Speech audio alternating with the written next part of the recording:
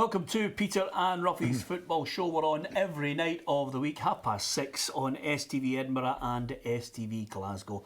Delighted to have your company. The main headlines tonight, well, Glasgow City have a new manager and we will reveal that man in the next couple of seconds. We'll also be talking about Scott McDonald. He signed a one-year deal at Motherwell. We'll look to the European adventures for Aberdeen, Inverness and Celtic and get Scott Booth's thoughts on who he thinks is going to continue in Europe, because Scott Booth is our special guest, Roughie. I'm absolutely delighted. The new Glasgow City manager. We knew there was one going out, but we're certainly surprised when the new man came in. Yeah, and he's certainly moving in at the right time. I think women's football is really on the up, particularly Glasgow City. You know, the progression in European football has been fantastic, and I'm sure he can't wait to get in there. Yeah, well, first of all, congratulations, Thank Scott. you. The first thing I've got to ask you is, at what point in your mind did you think, right, this is what I've got to go for? When I knew the job was available, to be totally honest, it was one of those where I'd actually worked on the PSG game as a sort of pundit. So I watched that game and I was really impressed with the players. I was impressed with the standard, and obviously the World Cup was a big thing. And I think just over the last 4 or 5 years, women's football has you know, people know about it a lot more. I think just because the high standard and the fact that the games are being televised now. As soon as I saw the chance to go and apply, I took it, and delighted I got the job. Yeah, I'm sure some people will be surprised that you know, you're paraded as a manager going into the women's game. Was it a difficult time for you after Stenhousemuir where you thought, am I going to get back in? Because we've had countless guests on this couch who basically have said, you know, you can have an experience, sometimes it doesn't work out, but just trying to get back in is tough. It is. I mean, it is really tough. I mean, I know that you know a lot of ex-managers and managers that are back in the game now, and they know though that they're going to be back out of the game at some point. It happens.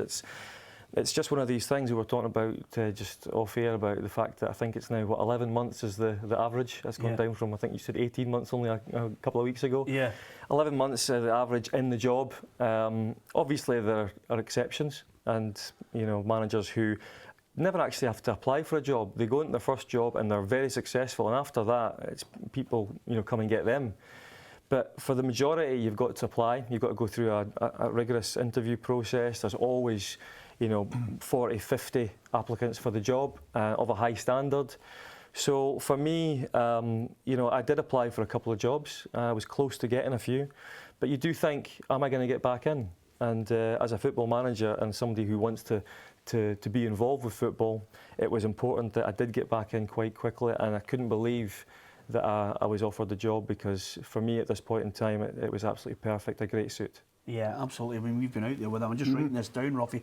11 months from now, booked Scott Booth for the programme. Please don't. You must be really impressed with the professionalism at Glasgow City. Yeah. I mean, as Peter said, we've been there, and it's top notch. I mean, it is professional football. You're right, Roughie. It is difficult if people are not involved at all with the women's game. They don't look at it. They don't get involved in any way. Then they would never have a clue how professional it is. And Glasgow City in particular, the infrastructure at the club is fantastic. The organisation is brilliant. The players, they're totally committed. They're really professional. They train through the day as well at the Institute. They're involved with national teams, but they also train 4 nights a week. And just the whole feel of the club is professional. And it's because they've been so successful as well. They've obviously grown. They've grown quickly in a very short space of time. They started from nothing. Laura Montgomery and Caroline Stewart have done an amazing job with that club. And they've also tried to promote the club as much as they can and promote women's football. And, you know, for them, they've been successful. They've won just about everything. And then, obviously, in last season's Champions League, they did really, really well. And then lost out to a team, Paris Saint-Germain, that have got millions and millions in the bank to back them. Well, listen, it doesn't matter whether it's men's football or women's football.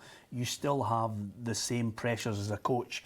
You go into a job with a manager that left it with a very impressive CV. Well, that's right. It's an even bigger challenge for me than any other job in football, because how often do you get a chance to go in as a head coach to a successful club, to a very successful club? It's an unusual set of circumstances, because normally something's not going quite right, the club's struggling a little bit, and then you go in and you can try and turn it around a bit.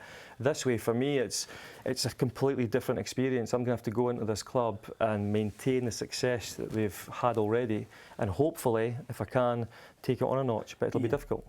And with that in mind, and I see parallels with almost the Ronnie Deila situation, because quarterfinals of the Champions League it's almost a holy grail for Glasgow City. Well, exactly, it is. I mean, it has been. It's probably been, their biggest achievement. If you look at the teams that they were up against in that competition, and as I said, the backing that they get. So yeah, it's similar to a manager going in and realising that the fans and the people involved in the club, they just want success, and they've been getting success, and they need success. So it is a little bit unique, and it's a little bit daunting. But for me, I've always liked a real challenge, Peter. I mean, playing first, going abroad, coming back, going into your side of your side of the fence with football punditry and a trackside reporter. And then from there into the coaching side of things and the SFA, and then the full-time, the management job at Stenhousemuir. So I've always wanted a challenge, and I don't think they get any bigger for me than this one. Yeah, well, you've also got the unbeaten run to contend with. They'll be beaten for it. We've got a pressure on your first league game. Certainly, as we go and we play against Celtic this weekend, and that'll be a tough game anyway. Yeah, absolutely. I mean. I'm delighted because he's out of our game now. The last thing we need is thin, good-looking tan guys in this game, Roughie. Right. We've got to get them out. I mean, you mentioned about the players that you now have inherited. What was the reception like? From we know the girls, they like a good laugh. They're really professional, but they all like a bit of what they call in cricket sledging, noising people up. That's the thing about them. When initially they're a little bit quiet, and then within 5 minutes you can just tell it's a proper dressing room. Yeah. And they like a laugh and a joke. But I did say to them, when you cross that line, you've got to be professional. But it's important that they enjoy their football, and they have fun and are relaxed. I'm as a coach manager, I'm quite open. I like players to come and chat if they've got any problems. It's something that we need to fix quickly. I like to have training sessions that have a lot of fun in them, but also that they can learn and get better. So hopefully they'll take to that. So far so good. We trained last night and they were different class. So yeah. What are you going to bring? What do you think Scott Booth will bring? Do you need to, in effect, change it, or just keep the engine running smoothly and then slowly but surely add your personality to it? You should maybe do that job. That was perfect. Yeah, I think that's pretty much it for me. Is I will want to bring certain things, and I don't know if the things that I'm bringing are going to be a whole lot different to the previous management team. A little bit different, but the way that I want the game to be played is an open, attractive game of football, and I want to as much as we can promote and develop the young players and get them into the side. But we've got some really good, experienced professionals in there as well that have achieved so much. It gives the whole squad a really good blend. We've got a few out injured at the moment that I would like to get back in. I'd be a lot happier if we can do that quickly. But no, I'm very happy with things. And I think in a positive sense, Roughie, you were talking about the global game as well. You coming into the women's end, Scott, gives it a lift again. I mean, you look at the feeling from the USA winning the World Cup, that will just shoot right across America. More and more people will be into it. But I think a professional footballer of Scott's standing suddenly goes in there, okay. In the cynical men's world, they might look and go, what are you doing? But I think it sends out a positive message. Oh, I think women's football's on the up. No, I was over in America during the World Cup. It's phenomenal over there, you know, and I think it's getting bigger and bigger. And I think the main thing I notice in the women's football now, there seems to be a transfer market. Before there wasn't as many players moving about. It's developing in that way as well. It's developing the way that good players are moving to other clubs.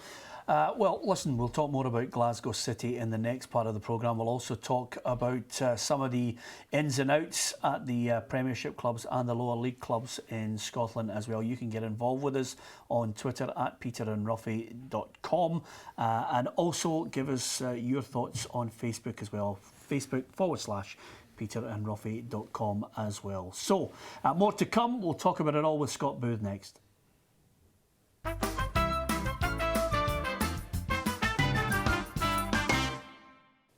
Welcome back to Peter and Roughie's Football Show. Delighted to have your company on STV Edinburgh and STV Glasgow. Alan Rough alongside me, Peter Martin, and our special guest is Scott Booth, the Glasgow City manager. 1 day in charge and a long way to go, and we wish him every success with it. As far as the football in the men's game, Roughie, it broke later on last night that Nadir Sifsi had picked up a 6-game ban with 2 suspended for the biting incident with Jim McAllister. Not a great way to start your Celtic career. No, I think that drifted on far too much. You know, I think if they just dealt with it there and then, you know, there are a lot. I don't understand clubs want to appeal against things that look near enough 100%, but it's done and dusted now, and he's got to deal with it. And obviously, he'll have to sit out the 6 games that he can play in Europe, so that'll keep him ticking over until the suspension's up. Yeah, it's a strange thing. I mean, I can go back to Scott's day playing with Aberdeen, Borussia Dortmund, Scotland as well. Have I missed out any clubs? Is there a few? There's a few others. There's a few in between, yeah. I only wanted to pick out the highlights. I didn't want to actually go back down the ladder. But you know, from his day to your day, I can't remember ever talking about an incident where a player bit another player, and then suddenly you get Suarez, and now, you know, Nadir Sifsi. I mean, I think there's a few players wanted to bite other players in those days, but it didn't actually happen. But it's a difficult one, isn't it? Because you start a career. I know that you can play in Europe, but you want to get into a rhythm and have that continuity where you're in the team, and if you're scoring goals and playing well, it kind of breaks the rhythm a little bit for a start. But you know, 6 games is not that long. Yeah. Is he a good signing for you, Roughie? I mean, listen, the only reason I'm saying that is because, you know, goal scorer certainly caught the eye. The problem over the summer is you always hear about the new signings and there's a real positive spin about them. But slowly but surely, Celtic in the background have started shipping out all the players over the last 2 years that were, you know, paraded with great fanfare, but now they've just slipped away. Another one, Baldy, sold the other day there. So, you know, Pookie's gone. These guys that didn't make it. So, is he a Celtic player that you think? Yeah, I think he's got that bit of flair. He's got that wee bit special in him. You know, we saw the goals that he scored with Dundee United. He can be a wee bit temperamental, but I think getting into a Celtic side, he'll get chances, and I think he's got enough quality to put them away. There's no doubt about that. I mean, I don't think Celtic have had enough strikers in the last year or two. Usually we want to go with 4, but Stokes has been in and out. You know, Griffiths is there just now. So certainly another striker, will be good. But I think Celtic have now geared themselves towards SPL, because it's SPL players are signing. They know they're going to be in Champions League every year. So they're buying SPL players and winning the league quite comfortably to get to Europe, and if they can get in the last 16, that's a bonus. Yeah, I think group stages is, you know, slowly but surely, because of the drop in the standards of our game. And I mean, you only have to look now. We're looking at this week we could lose Inverness Cali Thistle in the Europa League. I certainly think Aberdeen, you know, are a shoe-in Euro club to go through. Yeah. Celtic, I can't see any problems against Jarman. But Celtic's ambitions, if they get to the group stages of the Champions League, everybody's rubbing their hands. Yeah, I mean, Europe's getting more and more difficult. It is, but it's where the money is, and it's where clubs like Celtic need to be. It's all about starting the season well and you know, getting the players in, and maybe that's why the players that they're bringing in are players that they know, players from the Scottish League. But the best of the players from the Scottish League, I mean, I know the management team at Dundee United absolutely loved having Sifsi in there, and he just can do something completely different. And for me, traditionally, that is a Celtic player. Yeah. So it'll be interesting to see, once the ban is gone, if he can hit the ground running, or maybe even earlier in Europe. Yeah. What about Aberdeen, Scott? Because slowly but surely, I mean, you played in a good Aberdeen side, but again, the pressures on you to suddenly deliver trophies, and Derek's done that, and now you know the expectations, I think, cranked up again. It was always the case at Aberdeen that the expectation levels were huge. You know, even if for a few years things hadn't been going so well, but then there was a little bit of sort of potential in a season that we were going to do something. It was unbelievable that the fans immediately thought. But I agree with that to a certain degree, because the fans, it's difficult for them. They had so much success over the years, and they just want it so much again for the club.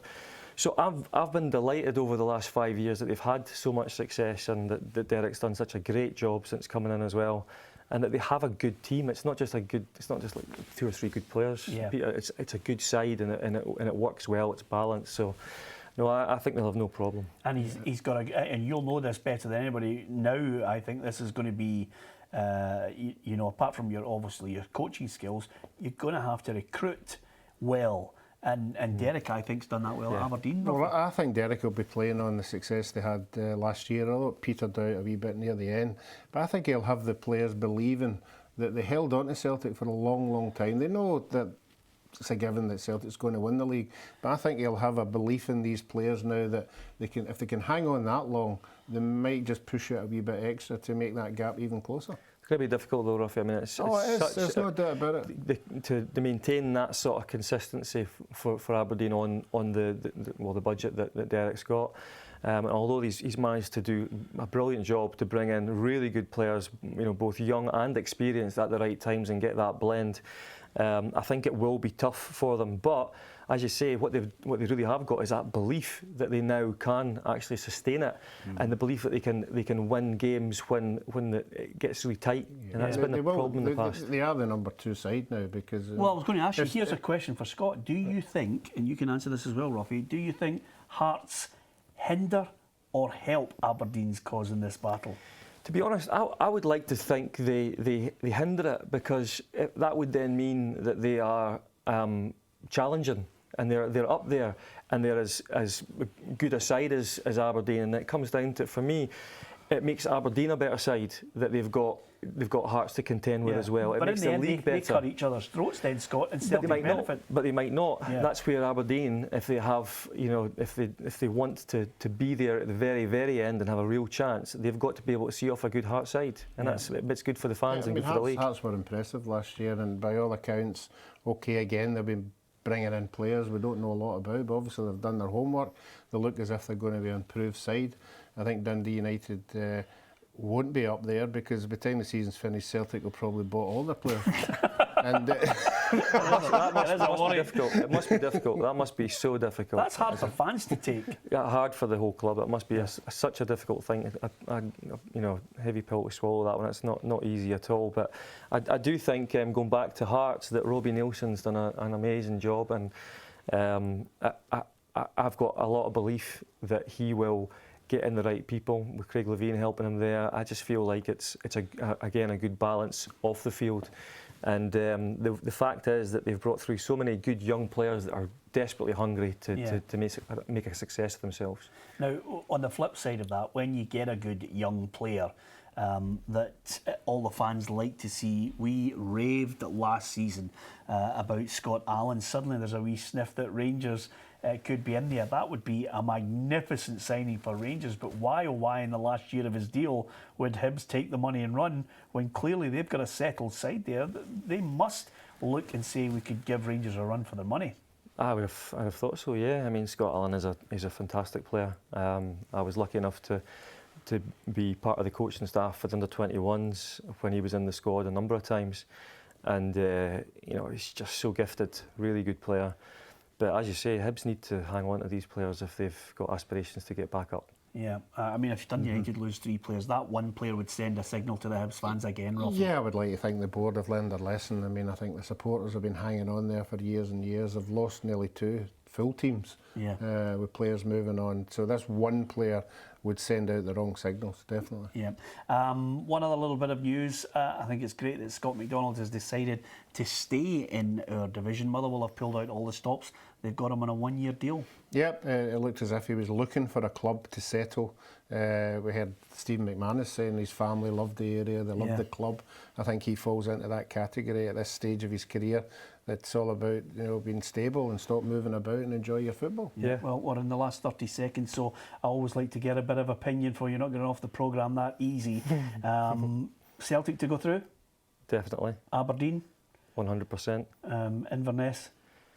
You never know. They're Highlanders. Yeah. They can do it. Okay, well listen, we share your optimism. Love Yogi, hope that Inverness can turn it around as well. We wish Scott every success with Glasgow City. Thanks, guys. Let's hope he goes on to even greater heights with them. Who knows, Champions League, we might just take a wee flight out and see him if he manages to get there. Semi-finals, you know, no pressure. Good luck to Scott Booth. Thanks for being our special guest. From Roughie and myself, Peter Martin, thanks for watching. Good night.